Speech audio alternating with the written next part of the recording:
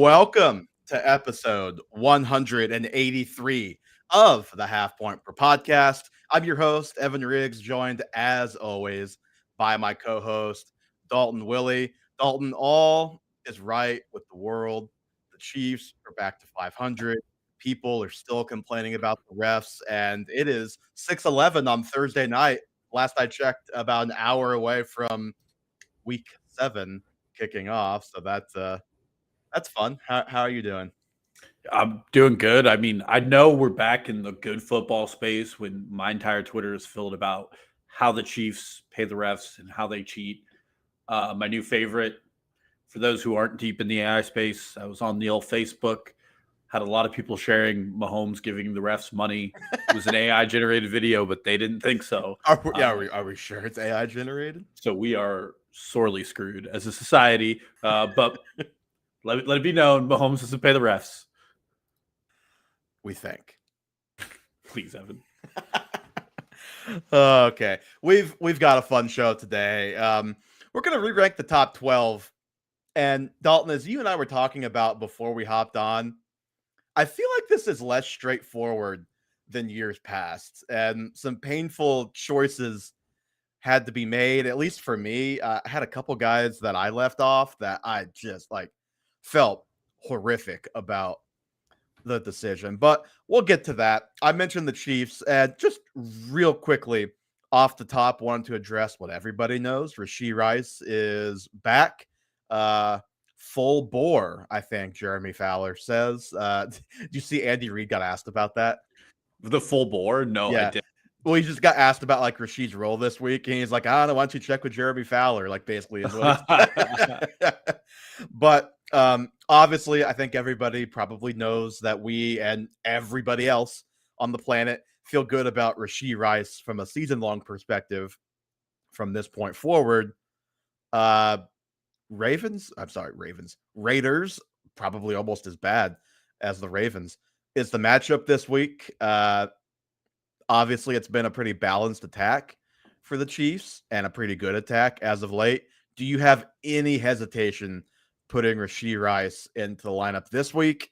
And then season long, if you had to put a number on it, a top what receiver, what would you say? Yeah, I have no hesitation putting him in this week. I think he's an easy wide receiver 2 starting now. The Chiefs offense has already been one of the better offenses in the league. And not to go in detail to it, but this is the exact fit the offense needs. You have the field stretchers. Obviously, they wouldn't shut up during the Sunday night game about how all the speed on this team is 4-2 and how fast it is. But now you have a real underneath zone beater guy. Rest of the season, I was just looking at it, and I think he fits between wide receivers 12 and 17. I think that's I was going to say top 15 would be kind of my conservative spot right now, with definite room for that to go up. Yeah. Well, the big thing is, and we saw very little of this last season, but against the one game, Rashee Rice ran a deep route and scored a touchdown on it and looked good. And if he has a deep game to it as well, then we're talking top 10 potential with him and Mahomes. Yeah, if you want to poke any holes or be a wet blanket, I think you can say two things. Number one, you look at the start last year, it was a small sample size, basically 3 games, so we don't have a huge sample size of him being a top 5 type of guy, but that's not what we're saying he's going to be. We do have a larger sample size of him being a top 15 type of guy, because I think he was that for the last 4 or 5 weeks of the regular season of his rookie year, and then throughout the playoffs, he produced in that manner in at least 2 or 3 of those playoff games. And I think the other thing would just be, when he was off to his amazing start last year, the offense wasn't broken, but it was kind of on the verge of being broken. So is he really going to get that kind of volume? Probably not. But I get my rebuttal to that would be, yeah, but they're going to be more efficient. They're averaging over 30 points a game with Worthy in the lineup. See no reason why that's going to get any worse with Rashee Rice now. You mentioned the underneath stuff. The only question I guess I'd have is okay, is Juju, is he just going to disappear? How does the pie kind of get worked out now? Is it everybody sees their volume kind of decrease and Rice is the main guy? Do we see like just Juju and Tyquan Thornton or like nothings now in this offense, and Hollywood gets a little bit of a ding, and we have a big three? But those are more questions about the other guys behind Rice in my mind than him. Like, feel pretty safe about him as a top 15 guy. And again, it was a small sample size, but his reception perception last year, his zone coverage stuff, he was like 99th percentile against zone coverage. So we'll see what happens. We were also starting to see him evolve, like you said, and develop a little bit more of a downfield game, but he doesn't have to do that to be super productive in this offense. No, and I know the suspension sucks, but this is a rare situation where we could like objectively say he was not rushed back from an injury. So Yeah. we should see him at close to 100%. So it'll be pretty exciting, and they get a pretty plus matchup against a pretty terrible Raiders defense. So, I mean, all systems go this week. And if he shows out, like he might, it could be an insane rest of season run for him. And, preseason's preseason, but man, he looked awesome in preseason. And all of the word out of training camp is like, yeah, you wouldn't know this guy was injured last year and coming off an injury. Like, no ill effects of that. So it's a good point to bring it up. And it seems like he was well past that before the season, should be well past it now. It's possible there's some rust, but he's been like working out, doing all of that stuff.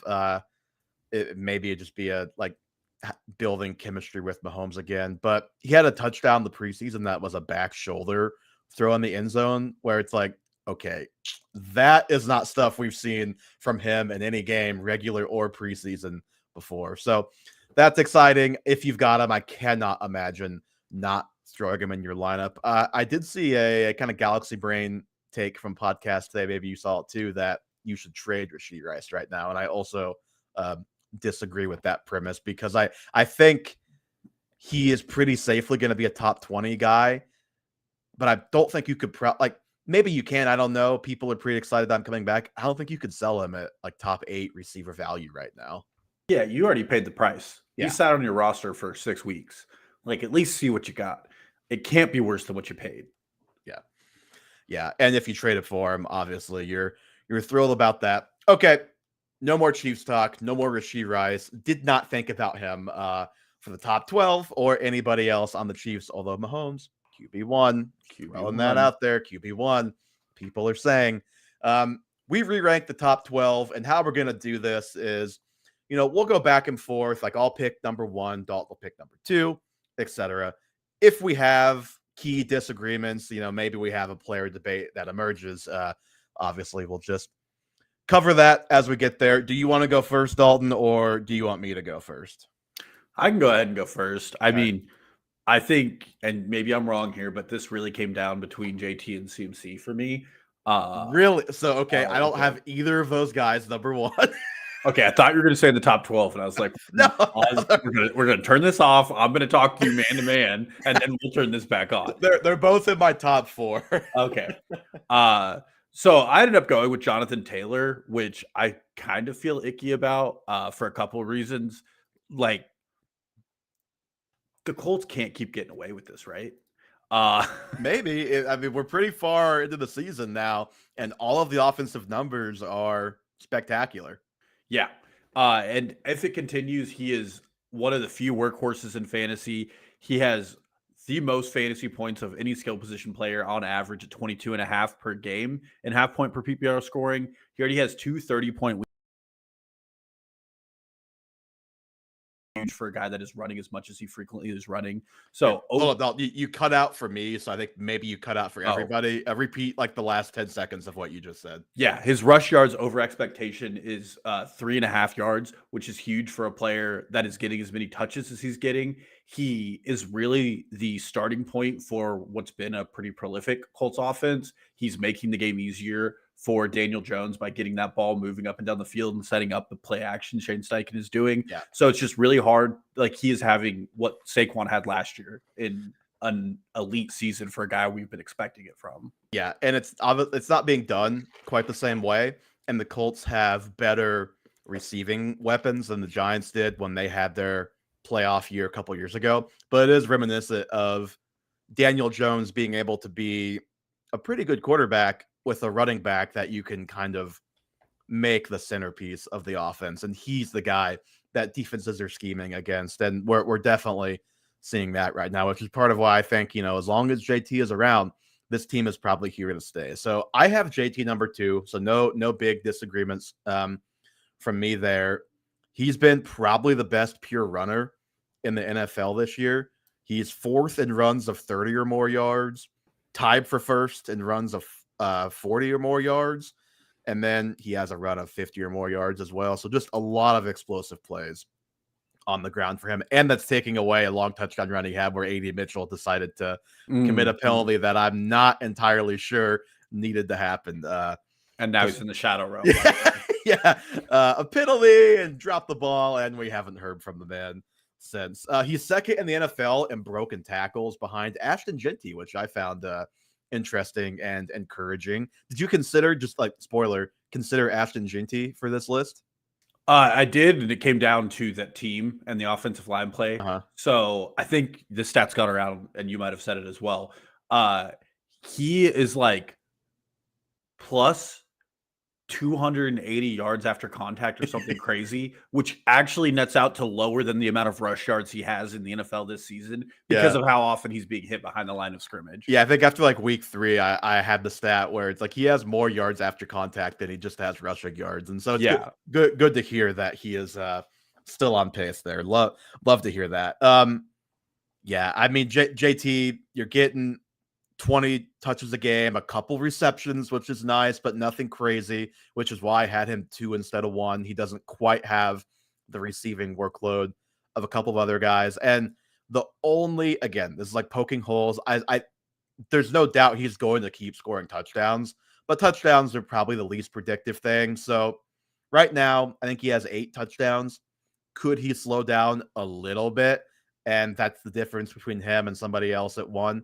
Maybe. So like that, again, really picking it at the top, but that to me is kind of the only case against him at this point.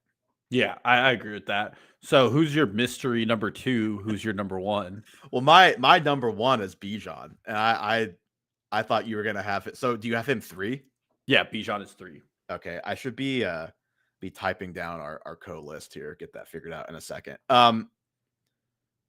I just think he's like the best running back in the NFL right now. And just on principle, I want to put him number 1. So he's the RB2, about 20 points a game. He's doing that. I mentioned the touchdowns for JT. Bijan has 3 touchdowns this year, and he's the RB2. It is absurd what this guy is doing this year. And he just had a game against the Bills on prime time. Maybe that's influencing me a little bit too. 25 touches, 238 yards, and 1 touchdown. And like those lines have become pretty common to be in that range for him this year. Do you have, like, if you had the ballpark, the total, like his on pace over 17 games, how many total yards do you think he's on pace for? If I gave you the over under at 2,500, what are you taking? I was going to say 2,000. Oh, buddy.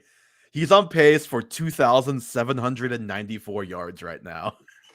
That's not sustainable. Probably not, but holy crap.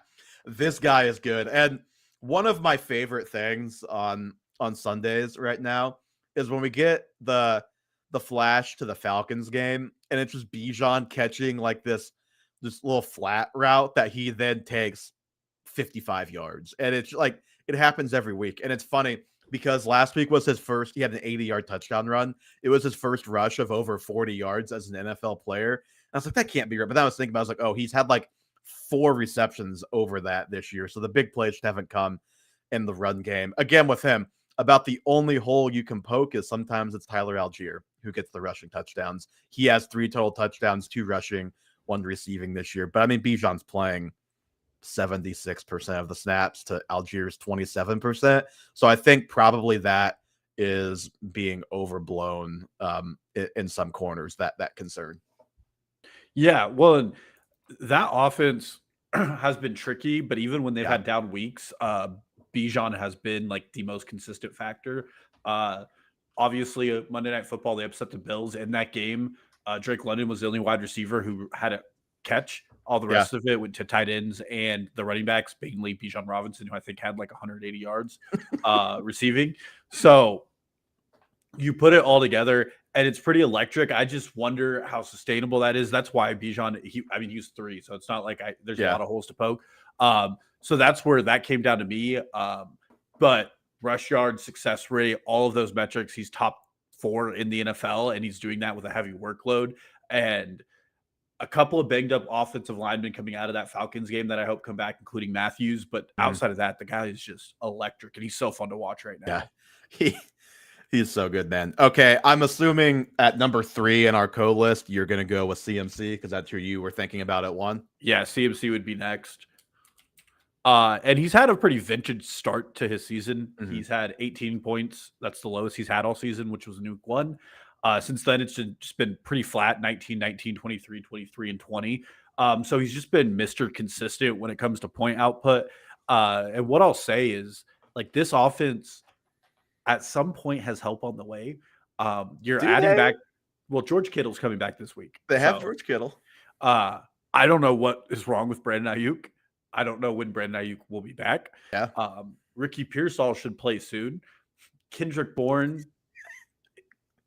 is like the operation dummy. Like every single bone in him is broken, according to him in the presser after the game. Is Brock Purdy going to be okay at some point this year? Yeah. Well, and that's the hope here, is that when Brock Purdy returns, I think this offense kind of clicks up to another level and they get the ability to score more touchdowns, which is really where CMC isn't getting his like vintage 40-point games. He's missing out on the touchdown category. Yeah. He's doing a lot of this. He has 3 touchdowns and 2 of them are receiving. He has 1 rushing touchdown this year. So if you take like his yards and his catches and you put that in the Jonathan Taylor category, he is miles away number 1, which is why I had to consider him, because I think this 49ers offense is going to get better. Mac Jones is doing a fine job. Wouldn't say a great job. But I think Brock Purdy will bring them up to another level. And if they can add Ayuk and he can be 60% of himself, and then George Kittle comes back, I think they start flowing down the field a lot better. Yeah. Juwan Jennings is playing with like 5 broken ribs, so I don't think that's going to get any better. I mean, okay, I have CMC at 4. I think for me, it was a pretty clear top 4, and you can make the argument. I won't say in any order, but you almost can't. You can rank these guys in about any order, and I don't think I can get too mad at it. My concerns with CMC, relatively speaking, you mentioned with Bijan about the yardage, like, is that sustainable? CMC is on pace for his highest touch season ever this year. No. I don't like that. I don't know how else to say it. His highest touch season was 406. That was 2019 in Carolina. You may remember he then broke the next year and then the following year. After that, right now, 403 was his career high. Right now, he's on pace for 436 touches. And I'm sure Kittle coming back will lessen that. I just wonder about Purdy because he's got turf toe, and that, like, there's different severities of it. Joe Burrow is clearly worse. He's had surgery. He's done for months. I just wonder how healthy Purdy is ever going to be this year. And, with the defense in the place it's in, with its 2 studs going down with crushing injuries already, it was kind of already a transition year. They lost a lot of guys. They were getting younger.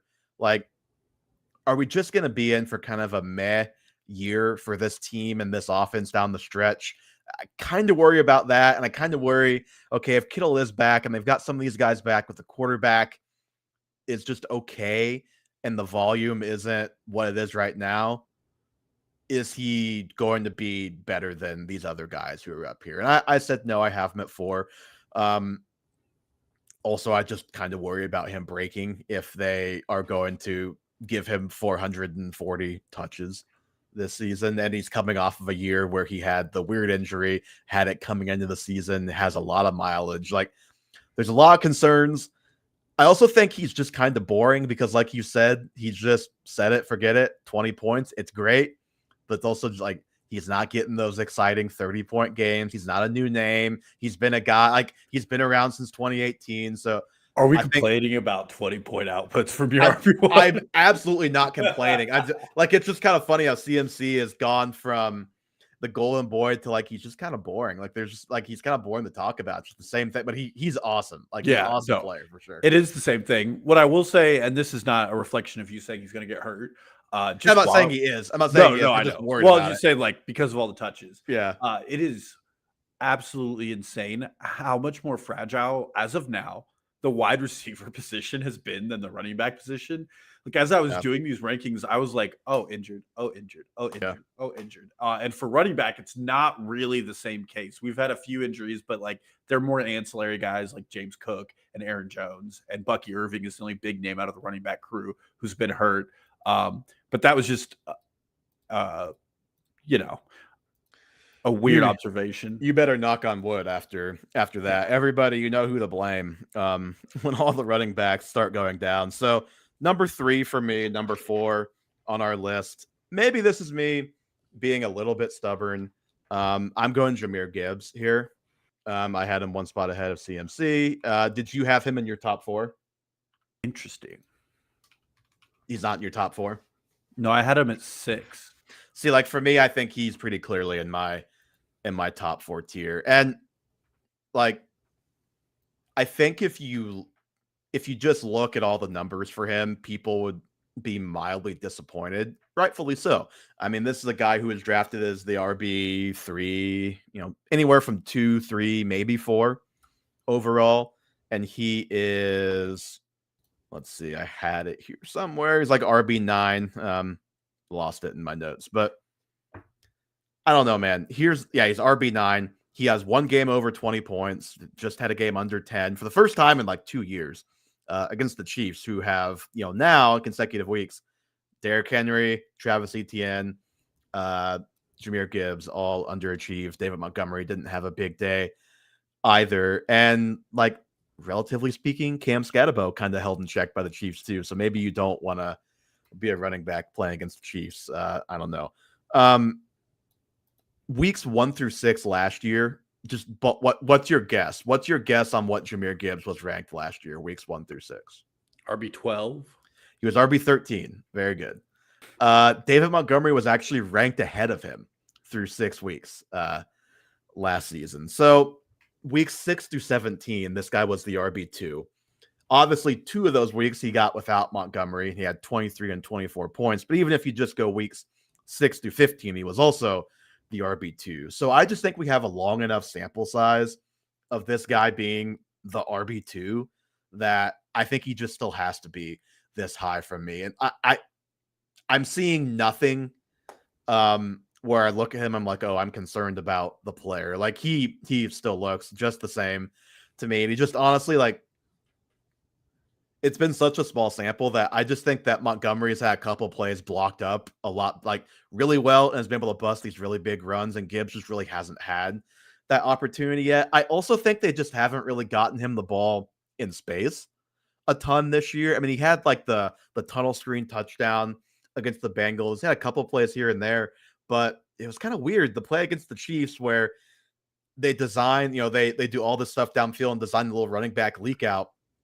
It's David Montgomery, and you're kind of shaking your head like, I know he's good, but don't you want Jahmyr Gibbs to get the ball there? And my theory with this, and this kind of goes back to Gibbs' rookie year a little bit and just how he was used early in the year. The Lions are a contender. The Lions are a team that has to look at the long view. We complain about the Chiefs and them not hitting certain easy buttons at the beginning of the year, and then we slowly see it start to work in.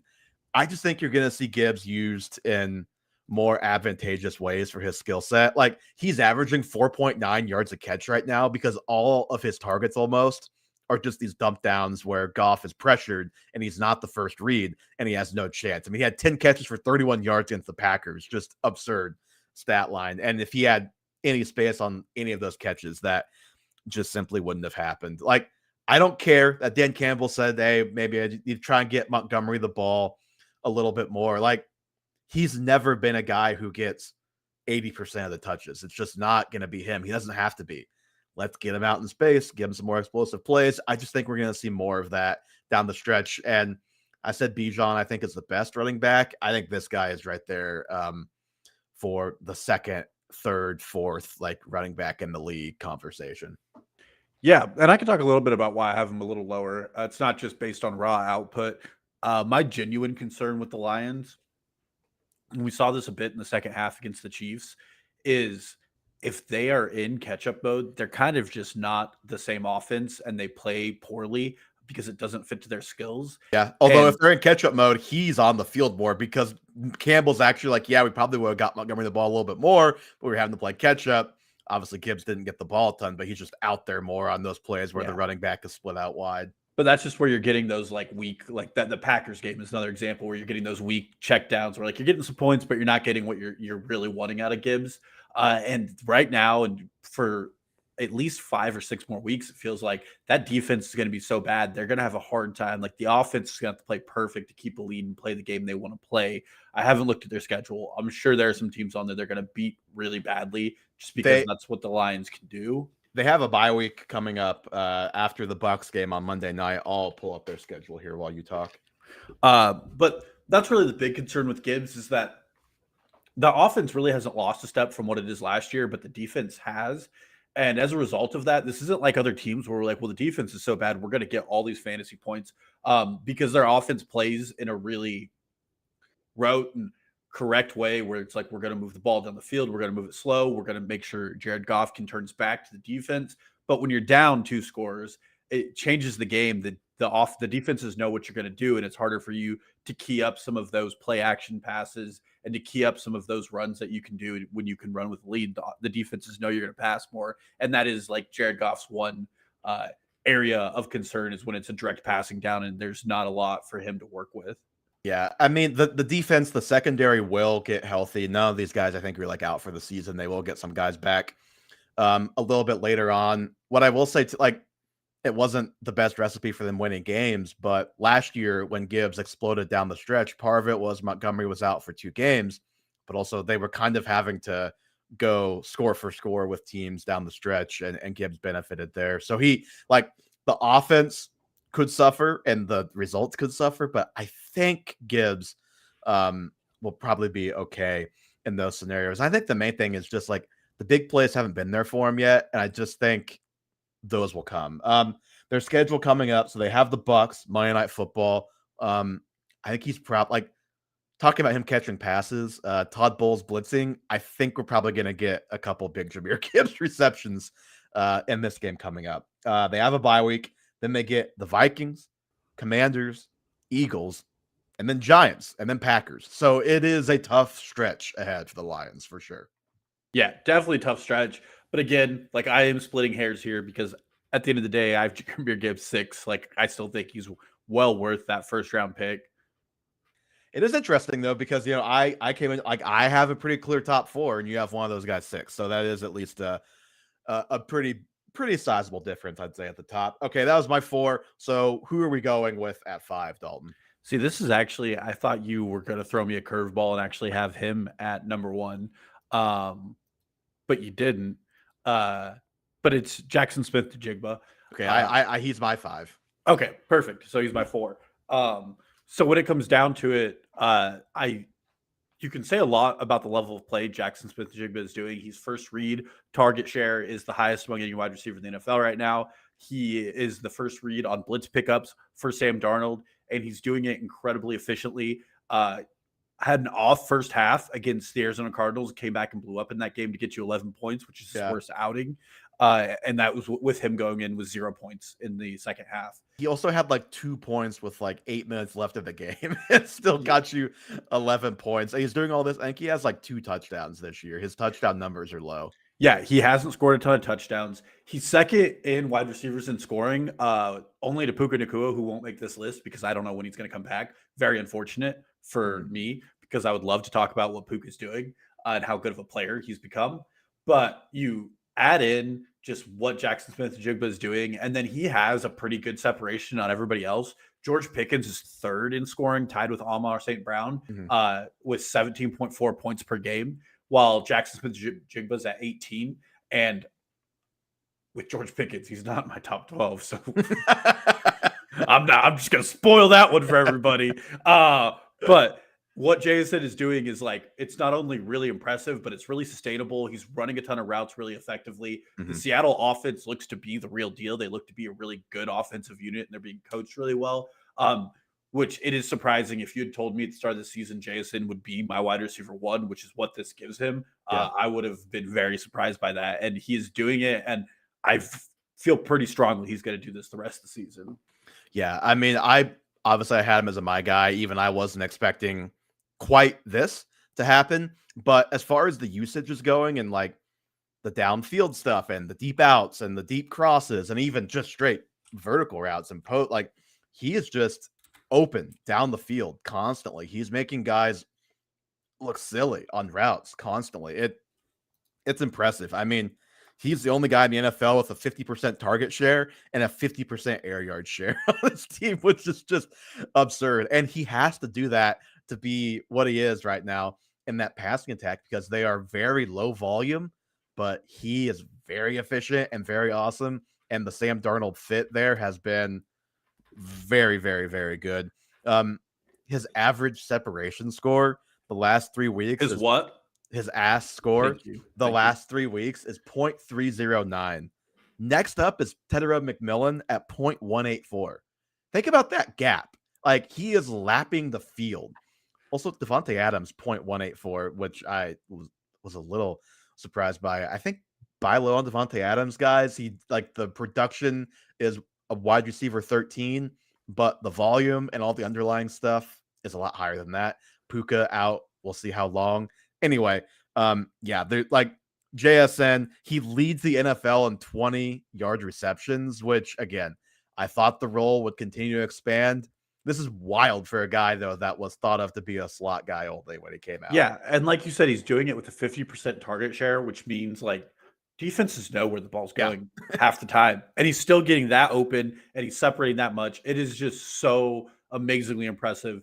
And the rest of this position, even the guys I've put outside of one other player, the other wide receivers I have my top 12, all of them I'm a little, yeah, it's kind of wide receiver is kind of a landmine this year. Yeah, And I have one more guy I feel great about, and Me too. that's probably about it. Is that your next guy? So my next guy is Josh Jacobs, probably to the surprise of nobody. Here we go. So we'll get him He at. wasn't even in my top 12. He's not in your top 12. I'm just kidding. He was 9, Evan. He was 9. Oh my Come on, God. chill out. I'm not gonna freak out on you, man. He's the RB7 and he's already had his bye week. What are we doing here? He's getting worse. I see it. He's the RB4 in points per game, back-to-back 29-point games. If you round up, they're both 30-point games. We've said this already. Not really anybody taking very many key snaps from him. He's getting almost all the goal line work. He's getting kind of like Jonathan Taylor. He's in that Jonathan Taylor mold of getting enough passing down work to make the first and second down roll plus that be enough to make him just an elite running back. Love the scheme. The dude has like 21 rushing touchdowns in 20 games with the Packers in the regular season. Just absurd production. They really rely on him inside the 5-yard line. It was that way last year, has not changed this year, and he still looks as good as ever. And you feel great about Josh Jacobs the rest of the way. Yeah, I mean, you said it all. Packers offense has been weird, but not at the running game. It's been weird everywhere else, which this is the third year in a row. We've been like, what are they doing at receiving? But he's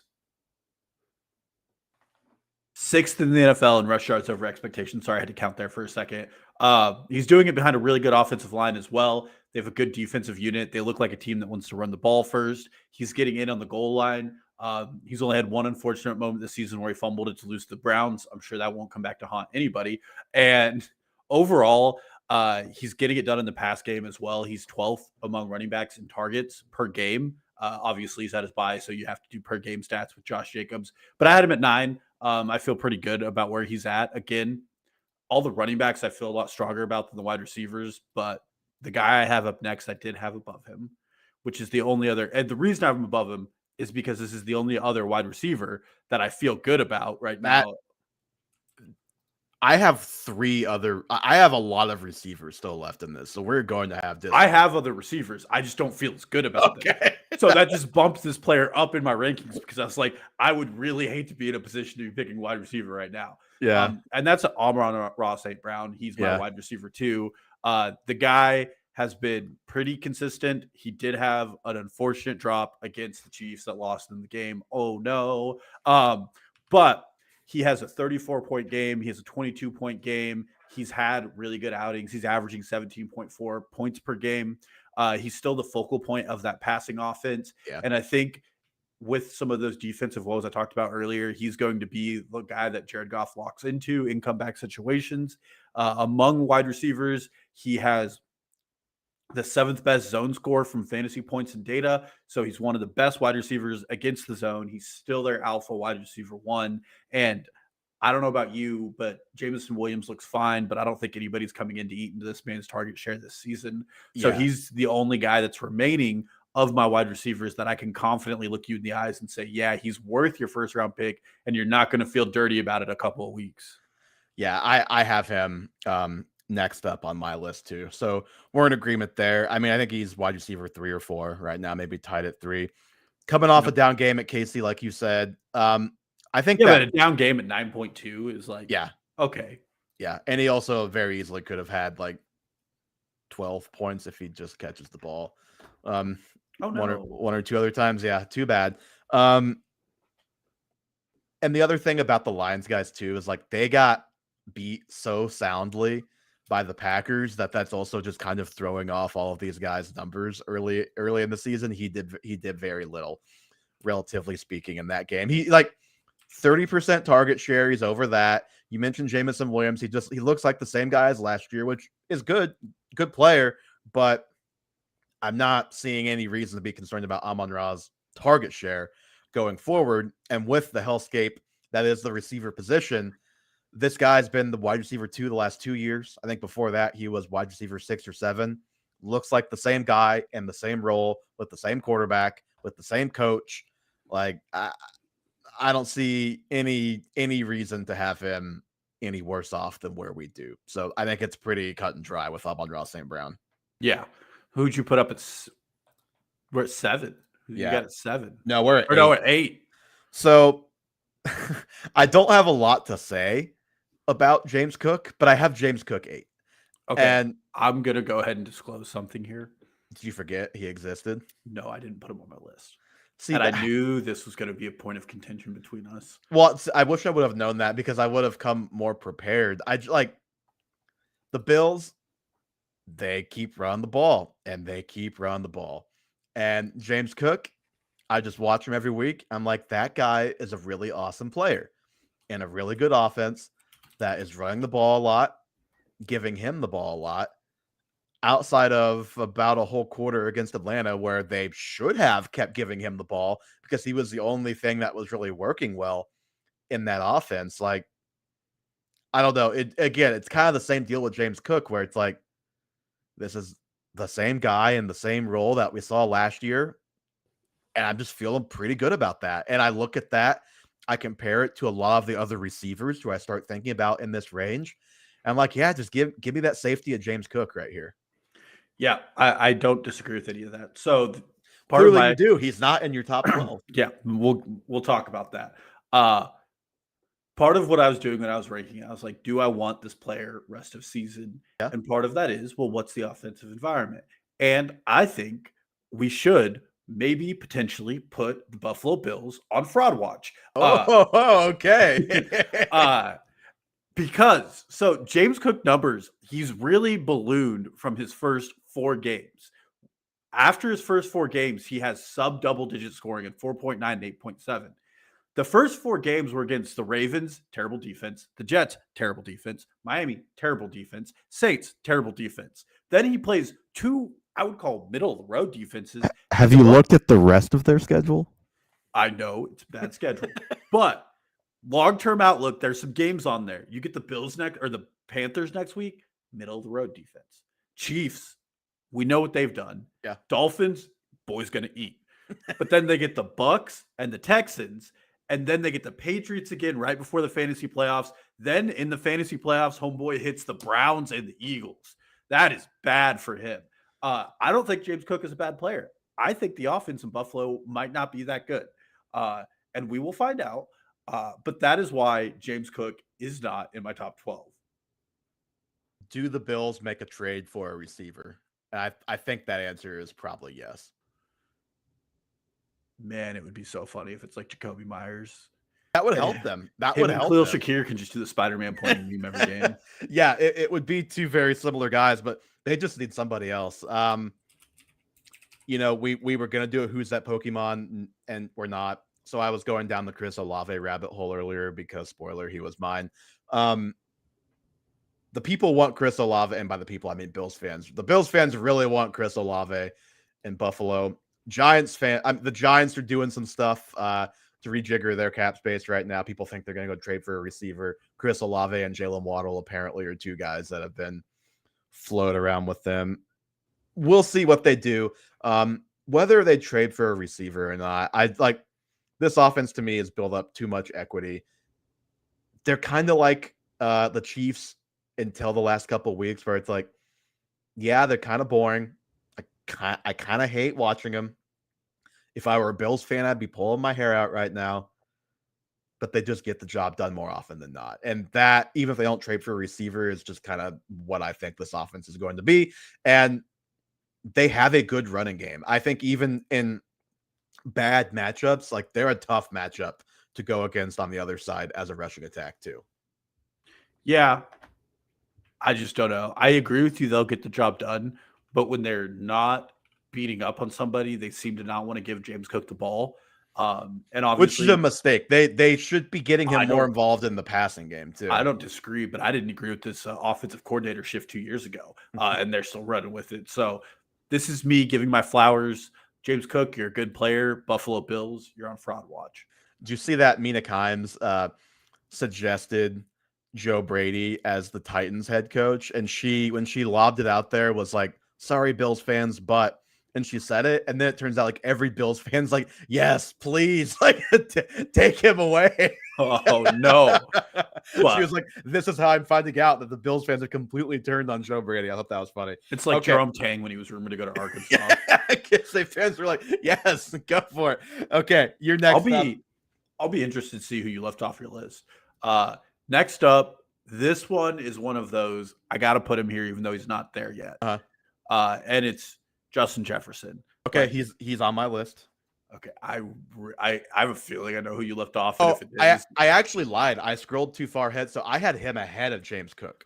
So I'm gonna rank him ahead of James Cook in the doc. He's gonna be 8, James Cook 9. Okay, I have Justin Jefferson. It hasn't been there in average points per game. He's all the way down to wide receiver 12, and I'm just going to level with everybody. I didn't even look at any stats here. I just said there's no chance in hell that this keeps up, no matter who's at quarterback, no matter who's playing. He's too good of a player. I don't care that J.J. McCarthy only got him 200 yards in 3 games and Carson Wentz got him 294 yards. Think about what we're saying here, guys. Carson Wentz got this guy 300 yards. He's going to produce. I don't care who's at quarterback. It just remind you. 94th, 94th, and 98th percentile against man zone press and reception perception last year. This dude is 7th in receiving yards with human garbage throwing him the football for half the season. And I don't know what JJ McCarthy is doing it for the other, half or 40% of the season, whatever you want to divide that up as. Like, he was wide receiver 7 through 6 weeks last year. He finished as wide receiver 2. He's going to be just fine. Yeah. I have all the faith in the world that no matter what happens, JJ is going to end up being good. He's just too good of a player not to. I know there could be people, some we know, listening to this podcast saying, George Pickens is the wide receiver 3. What the hell are you talking about? Why is he? Well, listen here, buddy. You know who you are. Justin Jefferson is just all around a better player. It doesn't matter about the offensive ecosystem, the environment. He is a better coach than that is down there in Dallas. He is just one of the most elite players of our lifetime. We should just enjoy it. He's the best receiver in the NFL. I know Puka's doing the thing this year. I'm sorry, guys. He's not better than Justin Jefferson. He's really good. He's not better than Justin Jefferson. No. And so that's where I'll leave it. So we're moving JJ up to 8. So we're on to 10, Evan. Who did you put here? So you mentioned George Pickens. I've got his teammate, CeeDee Lamb, at 10. Okay. Is he in yours? He is 12. Okay. Like George Pickens, he's the wide receiver 3. He's the wide receiver 1 since CeeDee Lamb went down. I feel pretty comfortable saying that's not going to continue. Fraud watch. And I feel pretty comfortable in saying that, to me, that just coupled with how good this offense has been, I feel great about CeeDee Lamb coming back into this offense and what he's going to be the rest of the season. The only very minor thing that makes me feel less good about him, high ankle sprains, we just sometimes are just a little bit nagging. So, like, let's just see. But everything is set up for this guy, if he's healthy, to smash down the stretch this season. I mean, you talk about a bad defense. They have yet to give up less than 30. I take it back. They've only given up less than 30 points 2 times. Once, hilariously, was the Eagles in week 1. The other time was the Jets.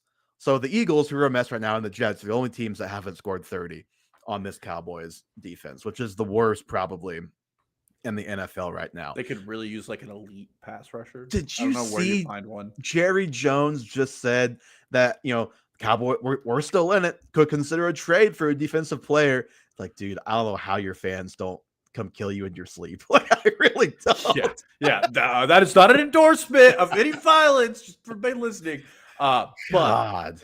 No, and I have him at 12 because it is a high ankle sprain, and there's a bit of me that's like, well, if he re-aggravates it and they're still losing, what's that situation look like? He's still ranked in my top 12. Like I said, after JSN and Amon-Ra St. Brown, all these wide receivers on this list, there is a bit of a I don't know factor. But similar to Justin Jefferson, this is one of the best wide receivers in the league. This team is putting up so many points offensively. Dak Prescott is playing like one of the best quarterbacks in football right now. We just don't see a lot of it because they're getting I almost said a word that I shouldn't say.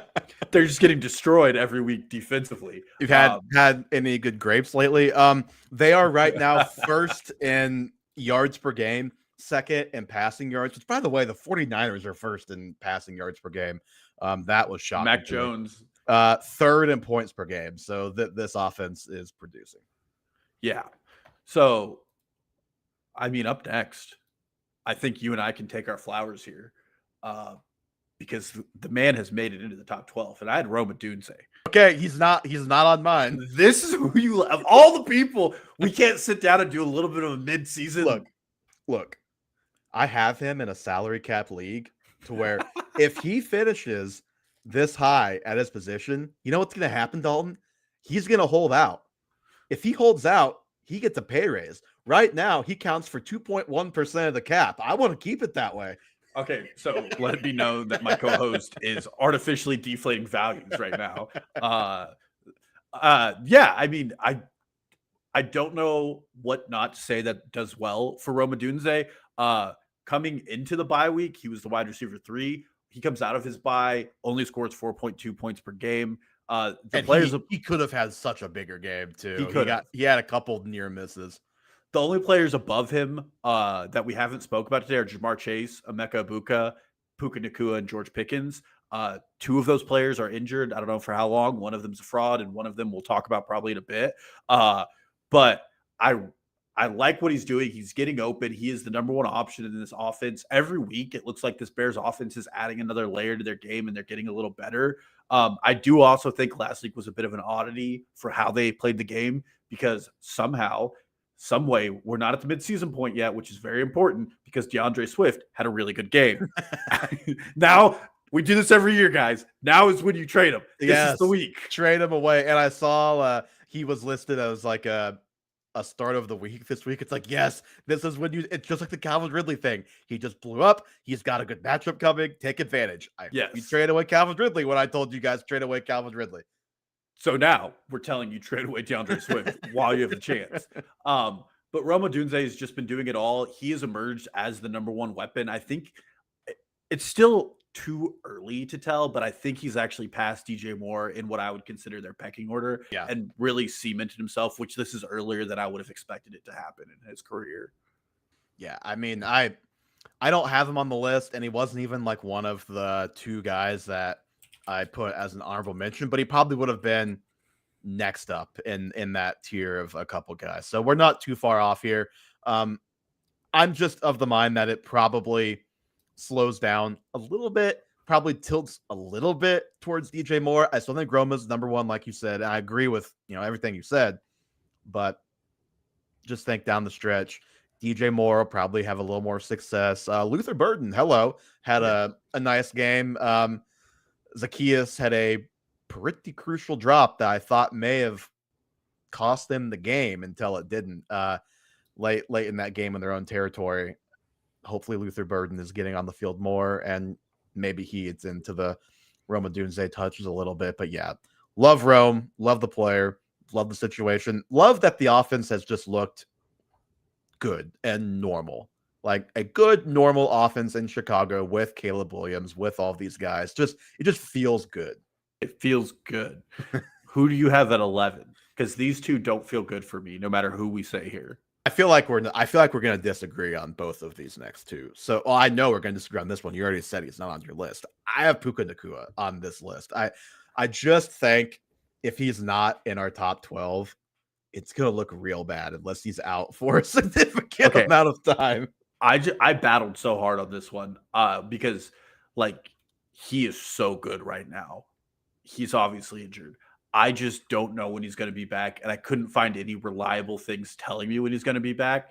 And this is just a player that's had multiple lower body injuries. He's going back to college, and I'm not saying it's over for him. I'm not saying he's never going to play again. I just don't know when he's going to be back, and that is the only reason he's not my top 12. I'm not going to debate whether or not he's good. He is good. He might be playing as the best receiver in football right now. Yeah. Actually, I lied because I said we have 2 left. I didn't realize we're actually at 12 right now. Can't count. So it's next one is 12. No, I have it typed down. So it's Jonathan Taylor 1, Bijan 2, CMC 3, Jahmyr Gibbs 4, JSN 5, Josh Jacobs 6, Amon-Ra St. Brown 7, Justin Jefferson 8, James Cook 9, CeeDee Lamb 10, and then Rome Odunze 11. So Puka 12. Oh no. Yeah. Oh, no. Although I don't feel too bad about. I don't feel bad about this. I have some questions about 2 players left off, but we'll talk about them. Here's the thing: like, unless Puka is out a very long time, he has been so good that I just think we have to put him here. And like you said, we haven't gotten any definitive timeline one way or another. All we've really heard is like, well, he's not practicing today, so seems like he's not playing this week. So, Sean McVay might just play this game for 3 weeks and we're sad about it and the ranking looks less good. Or he could play next week and then it's like, okay, he probably should have been 4 overall if he only missed 1 week. This dude right now, despite getting hurt early in this game and only having 3.8 points, is the wide receiver 1. And he's averaging 21.6 points per game. Just to put that in perspective, I know only 6 weeks. I say 21.6 in his completed game. Sorry. So only 5 weeks. So take out the game he got hurt at the very beginning. Jamar Chase last year, 20 points per game. CeeDee Lamb, and these are number 1 overall receivers in all these years. 2023, 19.7 points per game. Justin Jefferson, 2022, 17.8. Ironically, Cooper Kupp, Triple Crown year, 21.6, the exact same as what Puka is doing this year. I mean, everybody knows how good he is. He's just ridiculous, getting 14 targets a game. And I mean, unless your name is JSN or Chris Olave, the volume is not any better. Yes, I said that on purpose. Unless your name is JSN or Chris Olave, the volume is not any better for anybody than Puka Nacua. Awesome player. I know he gets hurt every game. This time he didn't come back in the game like he always does. That's a little nerve-wracking, but just close your eyes, watch the highlights, and watch him get you 20 points every week he's out there and hope that he gets back soon. Yeah. I mean, I don't have any qualms putting him here. Only reason I didn't is I just don't know, and it's concerning to me that I don't know. And Sean McVay's not going to tell us. no, and that team is one of the medical mysteries of the NFL, which was what makes it annoying. You Yeah. obviously have Matt Stafford's infamous back fan, and years before you had the Matt Stafford arm injury that they underplayed that he didn't play. So it's just I just don't know what's going to happen. I'm hoping for the best because he has been one of the most fun players in the NFL. Mm-hmm. Yeah. Okay. You mentioned some guys left off. One guy who I actually did have ranked in my top 12 who did not make this list. He's the only one of my top 12.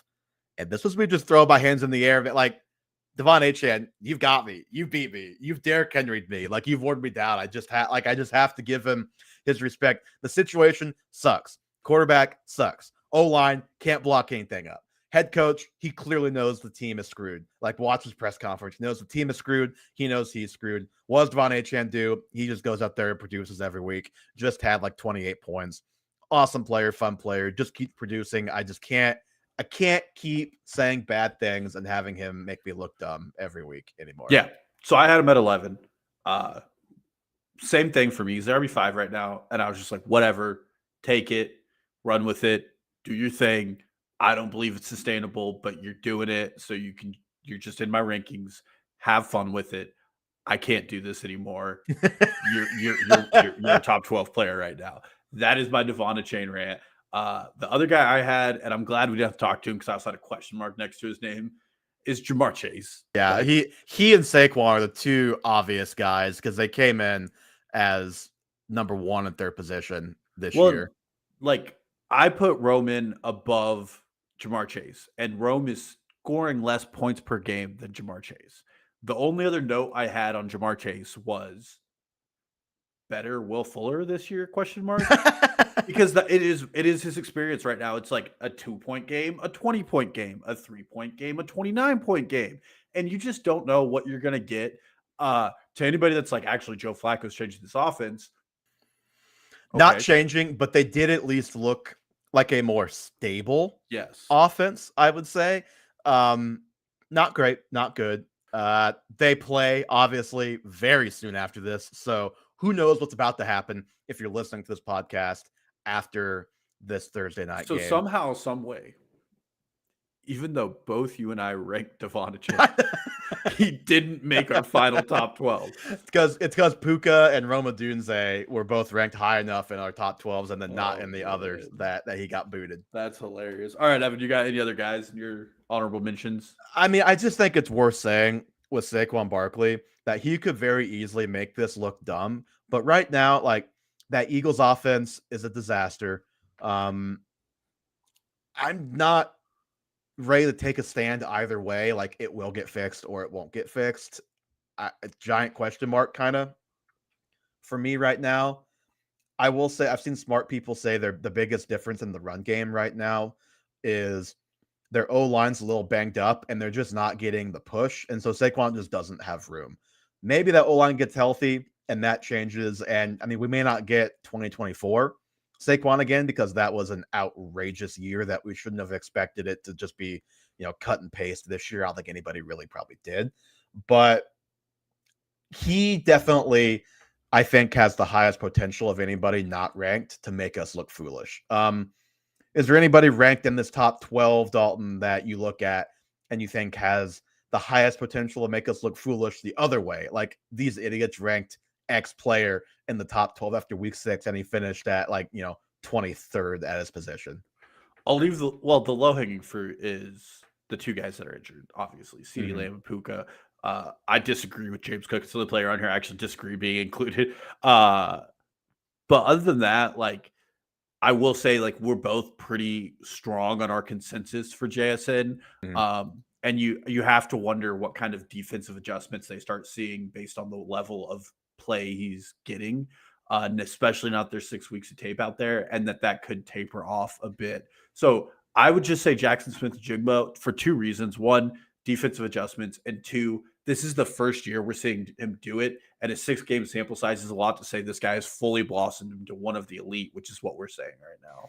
Yeah. So to keep it to guys that I actually had in the top 12, because I would say that Rome Odunze is the one that makes me the most nervous, but he was not in my top 12.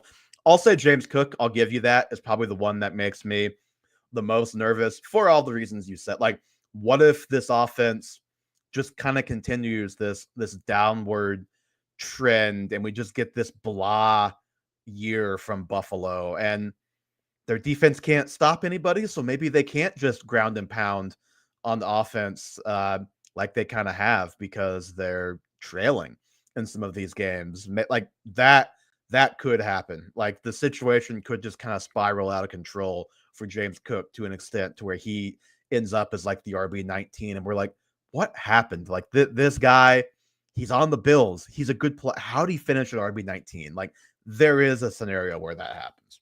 Yeah, I definitely agree with that as well. Okay, Dalton, anything else before we hop out of here? No, I think we're good to go.